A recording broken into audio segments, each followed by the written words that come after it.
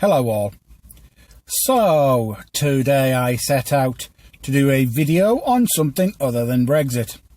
I scoured the news and really, this is the only game in town.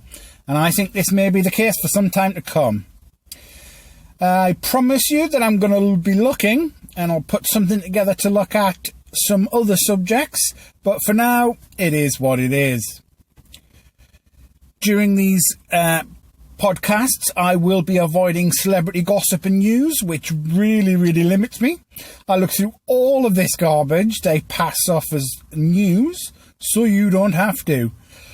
I am new to this, but I'm sure as time goes on, I will get better. If it sounds a bit stunted, it's because I'm reading from a script. Thank you for joining me, and thank you for your patience. So, today we start with an article on Zero Hedge called "We Have No Idea What's Going On with Brexit. Here is the simplified flowchart." From Deutsche Bank, we have this. Apologies if you can't see it very well. I had a look through this thinking it might help in understanding what might happen from here. I was wrong. Still, if you fancy a laugh, you might want to have a look at it. You may also have seen this slide in my last video. From the same article, it shows the probabilities of the possible outcomes.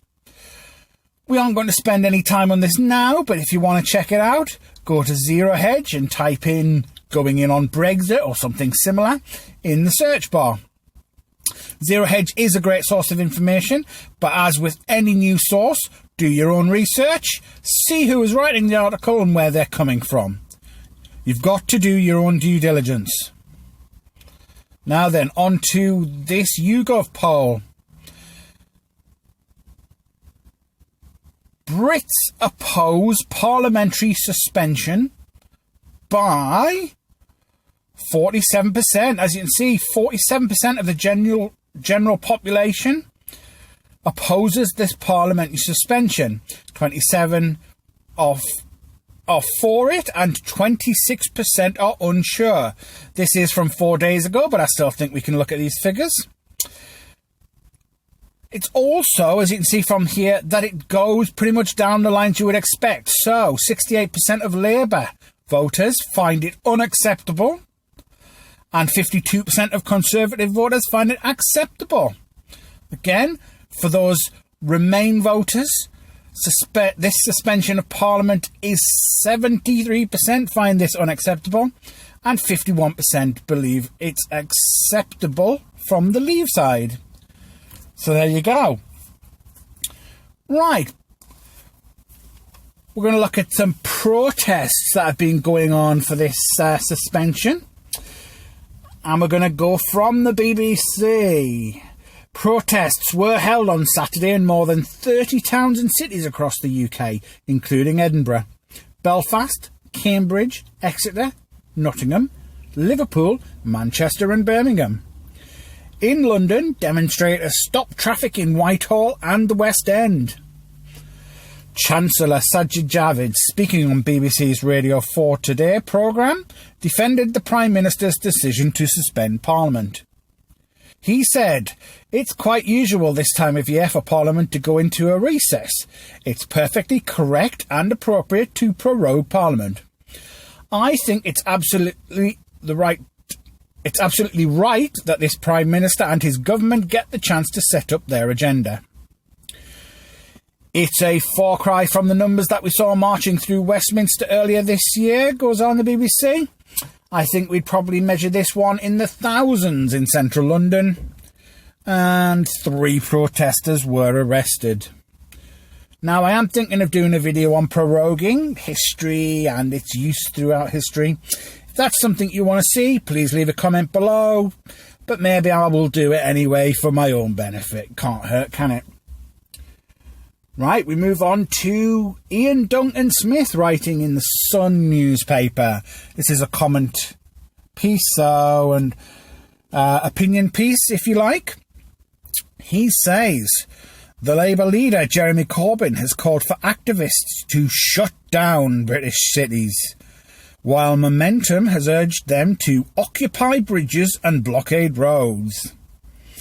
Now, it's busy organising Stop the Coup protests to try and bring the government down by Marxist-inspired direct action. Shadow Chancellor John McDonnell compared Boris to Hitler. Boris Johnson, that is, to Hitler. I've never heard that before. Corbyn's supporters have published the home addresses of Jacob Rees-Mogg.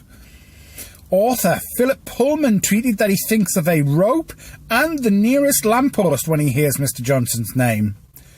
This, though, I believe, this tweet has now been removed. I'm appalled, Ian Duncan Smith goes on, that Ken Clarke has decided he would be prepared to back a Marxist government led by Corbyn, or that others in my party think it's okay to work with Mr. McDonnell. Tories who work with Corbyn must realise that by forcing the government to ask for an extension, they will strip away its negotiating leverage. It will lead to a failure to deliver Brexit and almost certainly pave the way for the worst outcome. A Corbyn government. He finishes, I urge my colleagues to reconsider their actions, step away from Corbyn and give Boris Johnson the scope to get that deal. So Mr. Duncan Smith's been very busy this week. One of his tweets we have here.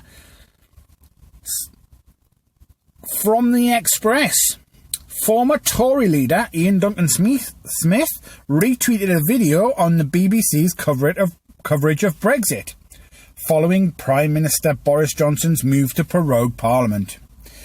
In the Stand Up for Brexit video, it is claimed, since Boris announced the Queen's speech, the BBC have been relentlessly biased. Since the announcement, a review of 18 Brexit guests on the BBC Radio 4 Today show indicates 83% in favour of Remain. They've promoted civil disobedience, promoting protests to their huge audience. Tweet 2 from Ian Duncan Smith. But Mr. Duncan Smith has said the Speaker's comments overstepped the mark. Writing in the Daily Telegraph, he said, I believe that the Speaker should not have weighed in at this stage because, in attacking the government, he does little service to the role of Speaker. Next article from The Sun. David Wooding writes, furious Tory MPs are plotting to revive their attempts to remove controversial Commons Speaker John Bercow. They are furious that he appears to have taken sides in the row over the decision to ask the Queen to suspend Parliament. Tory MP Sir Mike Penning said, this time he has completely overstepped the mark. The best speakers are good referees who facilitate debate. It is not the role of the Speaker to make pronouncements like this.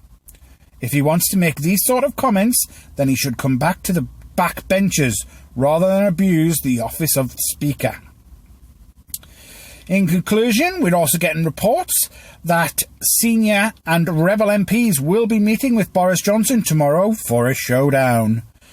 Also, as we alluded to, the possibility in yesterday's video, Cabinet MP Michael Gove has repeatedly refused in an interview to rule out the possibility that the government could ignore any law passed by Parliament to stop a no-deal Brexit. Don't say we didn't warn you. Thanks for your time. Like and subscribe and comment if you appreciate what we do.